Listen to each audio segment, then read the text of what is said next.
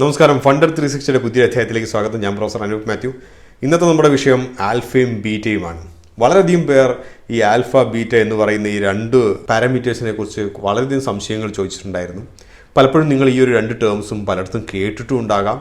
അപ്പോൾ അതിനെക്കുറിച്ചൊരു ചെറിയൊരു അവബോധം നൽകാമെന്ന് കരുതിയിട്ടാണ് ഞാനിന്ന് വന്നത്. അപ്പോൾ ഇതിൻ്റെ അകത്ത് ഒരു സ്റ്റാറ്റിസ്റ്റിക്കൽ മെത്തേഡ്സോ ഇതൊക്കെ ഞാൻ അവോയ്ഡ് ചെയ്യുകയാണ്. കഴിയുന്നത്ര ലളിതമായി പറയാമെന്ന് കരുതുന്നു. കാരണം ബേസിക്കലി കുറച്ചൊക്കെ അറിയുന്നവർക്ക് വേണ്ടിയിട്ട് ഇത് രണ്ടും ഒരു കോവേരിയൻസും വേരിയൻസും വെച്ചിട്ടുള്ള ഒരു തമ്മിലുള്ള റിലേഷൻഷിപ്പ്, രണ്ട് പാരാമീറ്റേഴ്സ് തമ്മിലുള്ള റിലേഷൻഷിപ്പ് കാണിക്കാൻ വേണ്ടി ഉപയോഗിക്കുന്ന രണ്ട് സ്റ്റാറ്റിസ്റ്റിക്കൽ പാരാമീറ്റേഴ്സാണ്. രണ്ട് പാരാമീറ്റർ എന്ന് പറയുമ്പോൾ നിങ്ങൾ മനസ്സിലാക്കേണ്ട കാര്യം, ഒന്ന് മാർക്കറ്റ് ബെഞ്ച് മാർക്കാണ്, അടുത്തത് നിങ്ങൾ ഉദ്ദേശിക്കുന്ന ആ ഒരു സെക്യൂരിറ്റി. അത് സ്റ്റോക്ക് ആകട്ടെ, അല്ലെങ്കിൽ നിങ്ങളുടെ ഏതെങ്കിലും ബൂളിയൻ ആകട്ടെ, കമ്മോഡിറ്റി ആകട്ടെ, ഏതാണെങ്കിലും ആ ഒരു പ്രത്യേക സെക്യൂരിറ്റിയുമായി ഉള്ള ബന്ധം അതെന്തുമാത്രം മാർക്കറ്റിനനുസരിച്ച് മാറുന്നു, മാർക്കറ്റിനനുസരിച്ച് മാറുന്നില്ല എന്നുള്ള ബന്ധം കാണിക്കാൻ വേണ്ടിയിട്ടുള്ള രണ്ട് പാരാമീറ്റേഴ്സാണ് ആൽഫയും ബീറ്റയും. അപ്പോൾ ആദ്യം നമുക്ക് ആൽഫയെക്കുറിച്ച് സംസാരിക്കാം. ആൽഫ എന്ന് പറയുന്നത് എന്തുമാത്രം മൂല്യം ആ ഒരു ഷെയറിനുണ്ട് എന്നുള്ളതിൻ്റെ ഒരു ഇൻഡിക്കേറ്ററാണ്.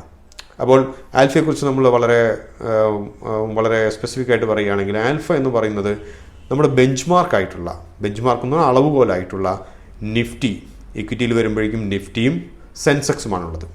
അപ്പോൾ ഈ അളവുകോലിനേക്കാളും എന്തുമാത്രം കൂടുതൽ മൂല്യം നിങ്ങളുടെ ഒരു പ്രത്യേക സ്റ്റോക്ക്, വാങ്ങിച്ചതോ വാങ്ങിക്കാൻ പോകുന്നതോ നിങ്ങൾ ഒബ്സർവേഷനിലുള്ളതോ ആയിട്ടുള്ള ആ ഒരു സ്റ്റോക്ക് നൽകുന്നു എന്നുള്ളതാണ് ചോദ്യം.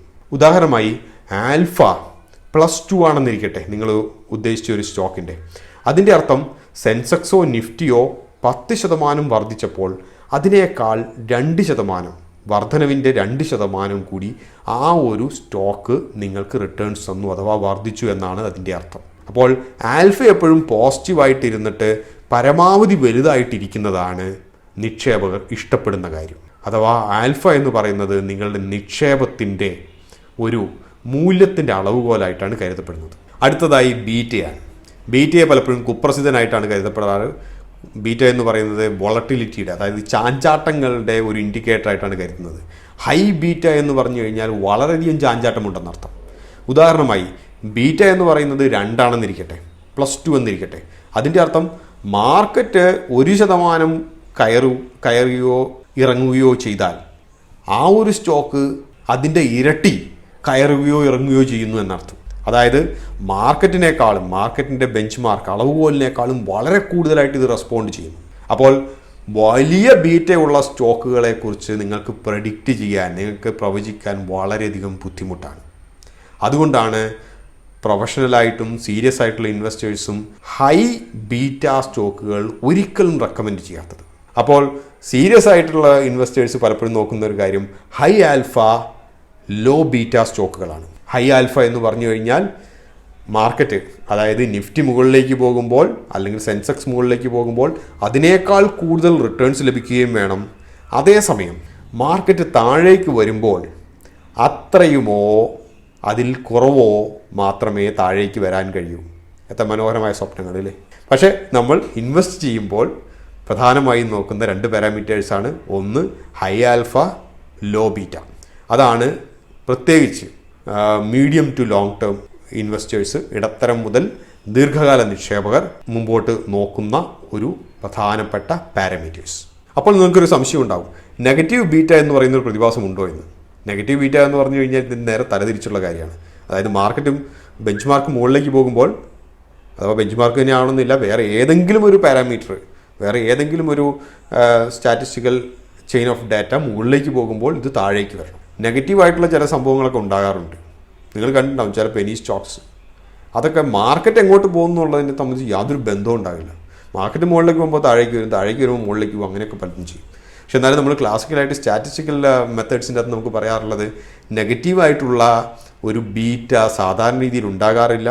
ഉണ്ടാകുന്നത് പലപ്പോഴും നമ്മൾ ഇതിന് പുറത്തുള്ള ഏതെങ്കിലും ഒരു കമ്മോഡിറ്റി എടുക്കുകയാണെങ്കിൽ, ഉദാഹരണമായി ഗോൾഡും ഇൻഡെക്സും എടുക്കുകയാണെങ്കിൽ, നിഫ്റ്റിയും ഗോൾഡും എടുക്കുകയാണെങ്കിൽ, പണ്ടത്തെയൊക്കെ ഒരു കണക്കിലൊക്കെ ആണെങ്കിൽ ഷെയർ മാർക്കറ്റ് താഴോട്ട് വരുമ്പോൾ ഗോൾഡ് മുകളിലേക്ക് പോകും, ആൻഡ് വൈസ് വേഴ്സ, തലതിരിച്ചു. അപ്പോൾ അതിനൊരു നെഗറ്റീവ് ബീറ്റ ആയിട്ട് നമുക്ക് ഈ രണ്ട് പാരാമീറ്റർ എടുക്കുമ്പോൾ കിട്ടും. അല്ലാത്ത രീതിയിൽ സാധാരണ രീതിയിൽ ബീറ്റ എപ്പോഴും പോസിറ്റീവ് വാല്യൂസ് ആയിരിക്കും. അപ്പോൾ ബീറ്റ 1 ആണ് മാർക്കറ്റ് മുകളിലേക്ക് പോകുമ്പോൾ, നിഫ്റ്റി മുകളിലേക്ക് പോകുമ്പോൾ ആ കൂടെ തന്നെ മുകളിലേക്ക് പോവുക. അപ്പോൾ പലർക്കും സംശയം ഉണ്ടാകും, എപ്പോഴും ഈ പറഞ്ഞ പോലെ ഹൈ ആൽഫ ലോ ബീറ്റയാണോ എല്ലാവരും പ്രിഫർ ചെയ്യാമെന്ന്. അങ്ങനെയല്ല. ഇതിനകത്ത് നമുക്ക് ആൽഫയും ബീറ്റയും വെച്ച് നമുക്ക് സത്യത്തിൽ പറഞ്ഞാൽ 4 കോമ്പിനേഷൻസ് ഉണ്ടാക്കാം. ഒന്ന് high alpha high beta, low alpha low beta, high alpha low beta, low alpha high beta. അപ്പോൾ ഇതിൻ്റെ അകത്ത് പല പല തരത്തിലുള്ള ട്രേഡേഴ്സ്, പല പല ഇൻവെസ്റ്റേഴ്സ് പല കോമ്പിനേഷൻസുമാണ് ഇഷ്ടപ്പെടുന്നത്. ഉദാഹരണമായി പറയുകയാണെങ്കിൽ ലോ ആൽഫ ലോ ബീറ്റ എന്ന് പറയുന്നത് അങ്ങനെയുള്ള സ്റ്റോക്കുകൾ പലപ്പോഴും വളരെ കൂടുതൽ ഡിവിഡൻഡ് നൽകുന്ന സ്റ്റോക്കുകളാണ്. അപ്പോൾ ഡിവിഡൻഡ് റിട്ടേൺസ് പ്രതീക്ഷിച്ചിരിക്കുന്ന ഇൻവെസ്റ്റേഴ്സ്, വളരെയധികം long term investors, dividend returns പ്രതീക്ഷിച്ചിരിക്കുന്നവർ പലപ്പോഴും ലോ ആൽഫ ലോ ബീറ്റ ആയിരിക്കും പ്രിഫർ ചെയ്യുന്നത്. ഈ സ്റ്റോക്കുകളൊക്കെ വളരെ ഫണ്ടമെൻ്റലി സ്ട്രോങ് ആയിരിക്കും. അടുത്ത കോമ്പിനേഷൻ എന്ന് പറയുന്നത് ലോ ആൽഫ ഹൈ ബീറ്റയാണ്. ലോ ആൽഫ എന്ന് വെച്ച് കഴിഞ്ഞാൽ ഇത് കാര്യമായി മാർക്കറ്റ് വളരുന്ന കൂടെ, സെൻസസ് വളരുന്ന കൂടെ ഇത് വളരില്ല. പക്ഷേ ഇത് എന്ത് ചെയ്യും? ഇത് ഭയങ്കര വോളട്ടിലിറ്റി കാണിക്കും. അതായത് ഇങ്ങനെ സ്വിങ് ചെയ്യും, വളരെയധികം സ്വിങ് ചെയ്യും. ഇൻട്രാഡേ സ്വിങ്സ് ഒക്കെ വളരെ കൂടുതലായിരിക്കും. പക്ഷേ ഇത് കാര്യമായിട്ടൊരു ലെവൽ വിട്ടിട്ട് മുകളിലേക്കോ താഴോട്ടോ പോകില്ല. അപ്പോൾ ഇങ്ങനെയുള്ള സ്റ്റോക്കുകളെ ആരാണ് കൂടുതലായിട്ട് സാധാരണ ഇഷ്ടപ്പെടുക? ഡേ ട്രേഡേഴ്സാണ്, ഇൻട്രാഡേ ട്രേഡേഴ്സ്. അപ്പോൾ ലോ ആൽഫ ഹൈ ബീറ്റ സ്റ്റോക്കുകളാണ് സാധാരണ ഇൻട്രാഡേ ട്രേഡേഴ്സ് വളരെയധികം ഇഷ്ടപ്പെടുക. അതേസമയം ഹൈ ബീറ്റ ഹൈ ആൽഫ സ്റ്റോക്കുകൾ ഇഷ്ടപ്പെടുന്നവരുമുണ്ട്, ഇല്ല എന്ന് പറയാൻ പറ്റില്ല. അത് മൊമെൻറ്റം ട്രേഡേഴ്സാണ്. അത് മാർക്കറ്റ് മൊമെൻറ്റം, ആ ഒരു സ്റ്റോക്കിൻ്റെ മൊമെൻറ്റം ഫെച്ച് ചെയ്യാൻ വേണ്ടിയിട്ടുള്ളവർ. അപ്പോൾ റിസ്കി മൊമെൻറ്റം ട്രേഡേഴ്സ് സാധാരണ ഹൈ ബീറ്റ ഹൈ ആൽഫ സ്റ്റോക്കുകളെ പ്രിഫർ ചെയ്യും. അതേസമയം ഹൈ ആൽഫ ലോ ബീറ്റ സ്റ്റോക്കുകളെയാണ് സാധാരണയായി ആര് പ്രിഫർ ചെയ്യാറ്? റിട്ടയർ ആയിട്ട് കുറച്ച് പൈസയൊക്കെ ഉണ്ട് ഇൻവെസ്റ്റ് ചെയ്തിട്ട്, ലോങ് ടേം ഇൻവെസ്റ്റ് ചെയ്തിട്ട് നമുക്ക് കുറേ പൈസ 5 വർഷത്തിന് ശേഷം 10 വർഷത്തിന് ശേഷം ഒരു ഫിനോമിനൽ റിട്ടേൺസ് നേടിയെടുക്കാമെന്ന് കരുതുന്നവർ എപ്പോഴും ഹൈ ആൽഫ ലോ ബീറ്റ സ്റ്റോക്കുകളെയാണ് പ്രിഫർ ചെയ്യുക. അപ്പോൾ ഇതൊക്കെയാണ് ഈ ഒരു കോമ്പിനേഷൻ. മറ്റൊരു അധ്യായത്തിൽ നമുക്ക് വീണ്ടും കാണാം. അന്ന് നമുക്ക് ആൽഫയും ബീറ്റയും ഉപയോഗിച്ച് എങ്ങനെ നമുക്ക് ദീർഘകാല നിക്ഷേപങ്ങൾക്കായി സ്റ്റോക്കുകൾ തിരഞ്ഞെടുക്കാം എന്ന് നോക്കാം. ഇന്നത്തേക്ക് ഇവിടെ നിർത്തുന്നു. മറ്റൊരു അധ്യായത്തിൽ വീണ്ടും കാണാം. നന്ദി, നമസ്കാരം. Please subscribe and click on the bell icon for more videos.